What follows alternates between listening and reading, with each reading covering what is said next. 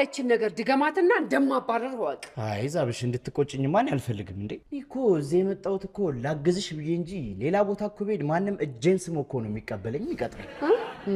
እንዴ ሀብታሙ፣ እንደዚህ አይነት ንግግር ደግሞ ከመቼ ወዲህ ነው መናገር የጀመርከው? እጅህን ስሞ ነው የሚቀበለው?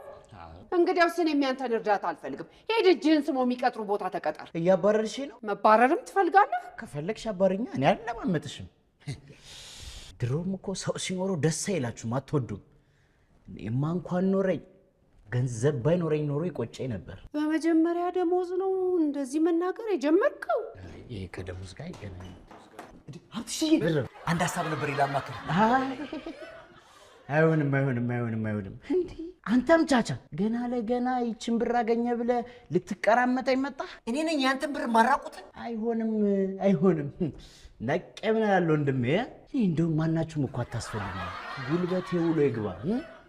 አይጋሽ ጉልላት እውነታቸውን ነው። ወይ ቻቻ ሊቀራመጠኝ እኔን ምን ሆነ ነው? የመጀመሪያ ደሞዙን ሰጥቼው ነው እንደዚህ የተቀያየረው እንጂ። ወይ ሀብታሙ ባንዴ እንደዚህ ቅይር ይበል።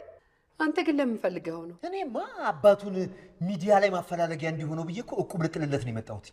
ጭራሽ በሱ ብሶ እኔን ልትበላይ ነው ይለኛል። ወይ ሀብታሙ አመማው እንደዛ ነው። ኦፍ እጭ ማን ወሰደው?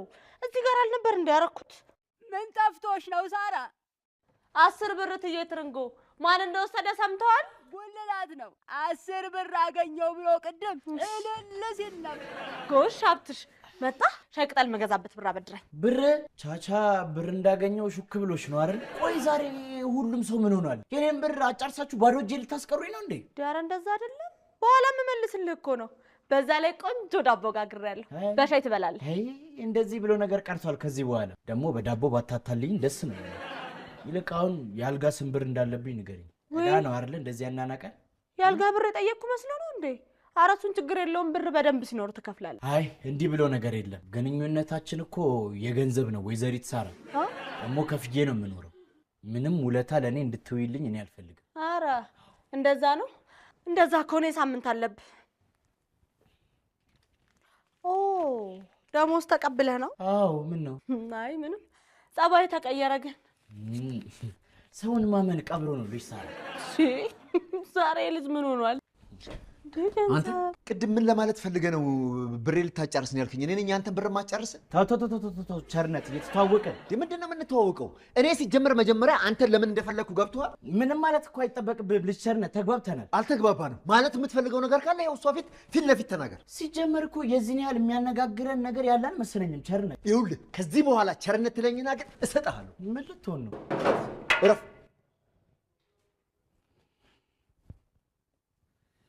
ምን ሆናችሁ?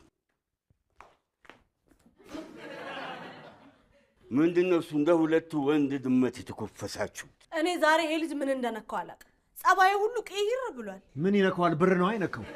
ገና ለገና የመጀመሪያ ደሞዜን አገኘው ብሎ አይደል እንደዚህ እንደ ኳስ የሚነጥርብን? የመጀመሪያ ደሞዝ ተቀብለህ ነው እንደዚህ የምትፋጠጡት? በል አንበሽብሸን። ቆይ እኔ ላቤ ጠብ እስኪል የምሰራው እናንተን ለማንበሽበሽ ነው እንዴ? በቃ ተውኝ። ኧረ ይሄን ያህል እኮ ከባድ ነገር አልጠየቅኩም። ቢያንስ አንድ ዱባ ጀባ በላይ ነው ያልኩ እንዴ። እሱ ደግሞ ሁሌ ከወዶ ተው ናልክ። በቃ ተውኝ። ነቅቼባችኋለሁ። አልተው ካላችሁኝ ደግሞ ራሴን ችዬ አልጋዬን ለቅቄ እወጣለሁ። እሳይ ውልቅ በላ። እንደውም ይጎዱኛል ብለህ የምታስብ ከሆነ ከአሁን ሰዓት ጀምሮ መሄድ ትችላለህ። እሺ ተከራይ እንደሆነ ሞልቷል። ተይ ሳራ ይቆጭሻል። ምን ጭራሽ እኔ ሳራ ነኝ የሚቆጨኝ?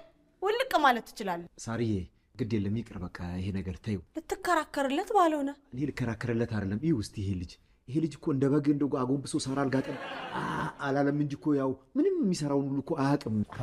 ተው ልጅ ቸርነት፣ እኔማ ማወራውን ጠንቅቄ ማቅሰው ነኝ። ኧረ የምትሰራውንም በደንብ ባወቅ። ሂድ ውጣ። እስካሁን ለነበረን ቆይታ አመሰግናለሁ። ሰላሙ ነው ምድረ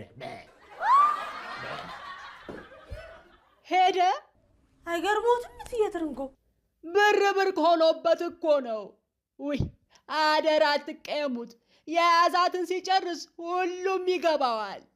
ተመልሶ መጥቶ ይቅርታ መጠየቁ አይቀርም።